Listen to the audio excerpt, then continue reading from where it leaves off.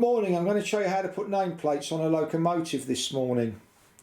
First thing you need is a Dremel or such device with a grinding wheel on it, a Stanley knife, your glasses, you will definitely need them if you wear them, a cup of tea and your nameplates.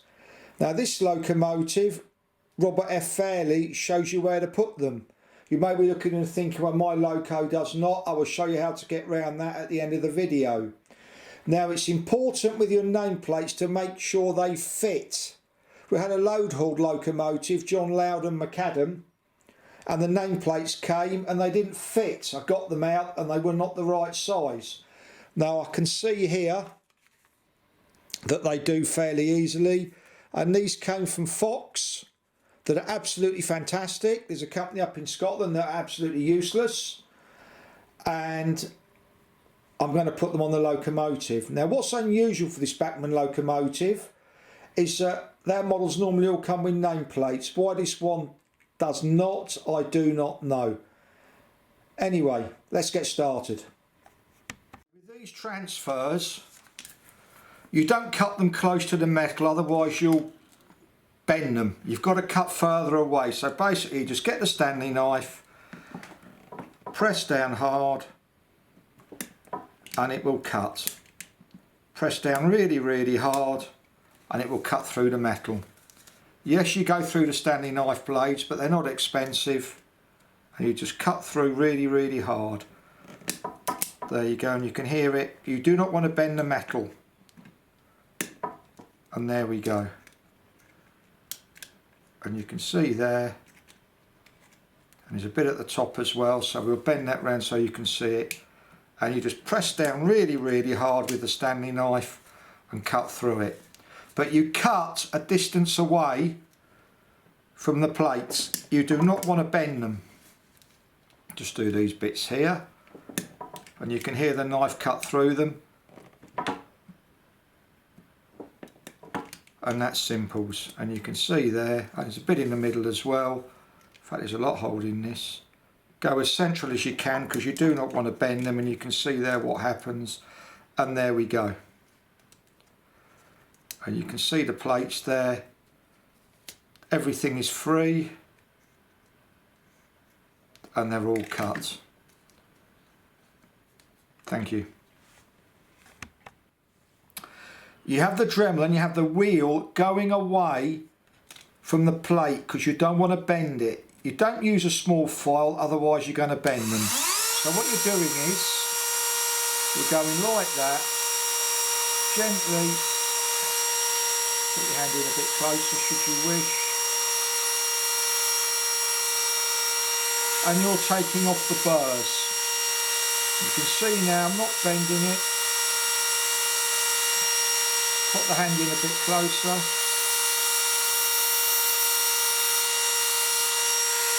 And you're just gently taking them off.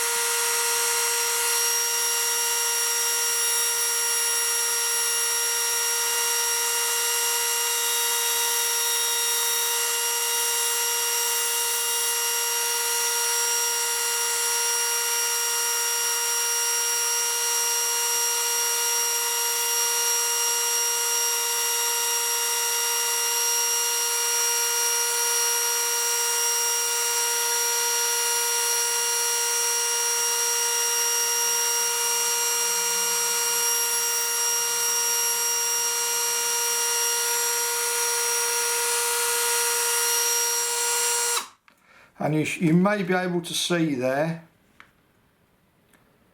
that all the burrs are off. In fact, I've got one on there now. And you feel with your hand, and you can feel. And as I say, just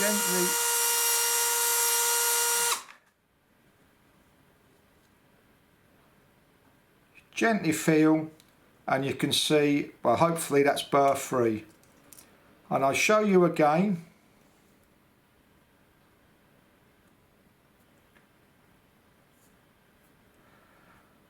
Don't want to use a file on this because you're going to bend them, and it's simple stuff.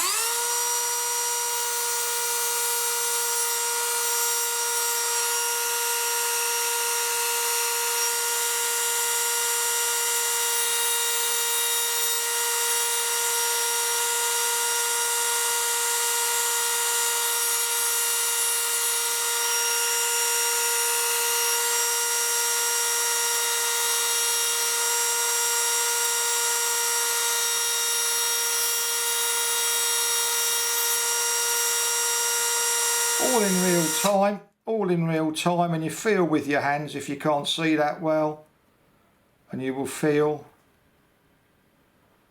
that's perfect.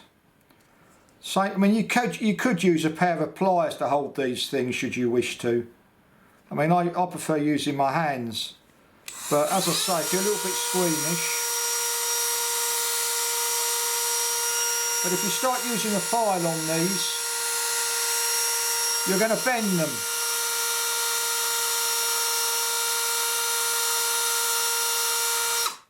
Is that done? And you can see I'm doing this in real time. There's no cut of the camera. You can see exactly what's going on.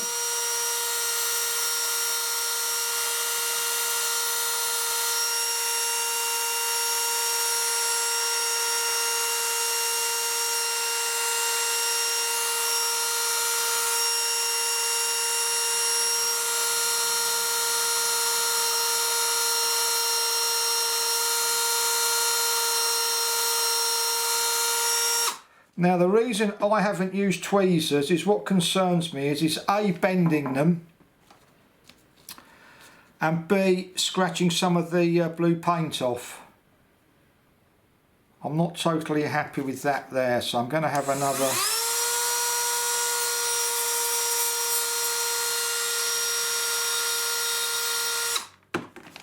And you can generally tell by feel. You can feel if there's burrs with your fingers.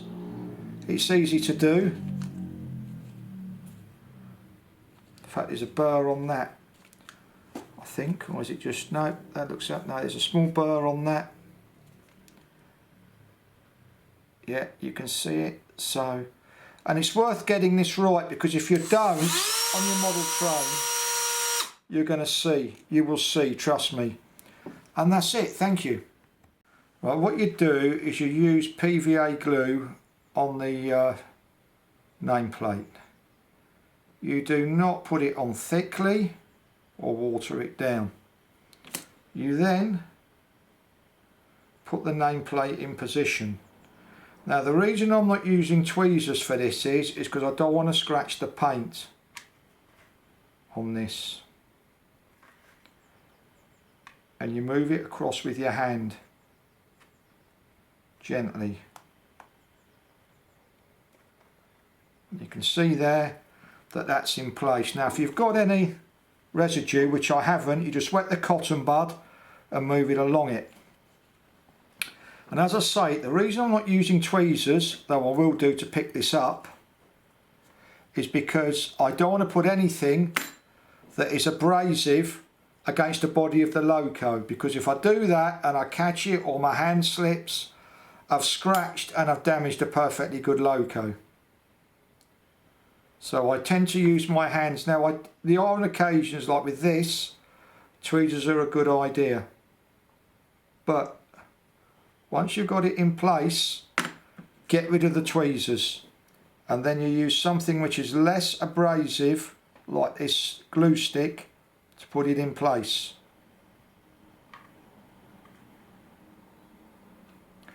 And twist it round so it's level, you want it right, because remember, it's funny what you can see on a sunny day when you've got the sun coming into your model railway room, what you've got. And you take your time. That needs to go along a little bit, I think. And you can just gently push it. Even with the cotton bud. Push down, push it along, and it will go. And I think we're there.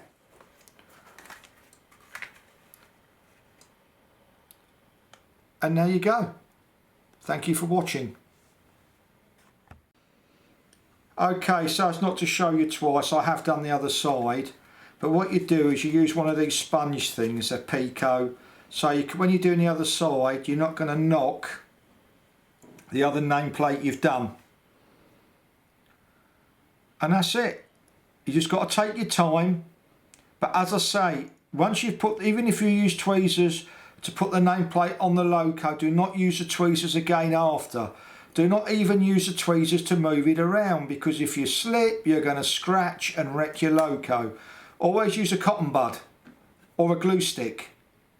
because tweezers, you move, oops, and you've got a line down your loco. So, and it's that simple. Thank you.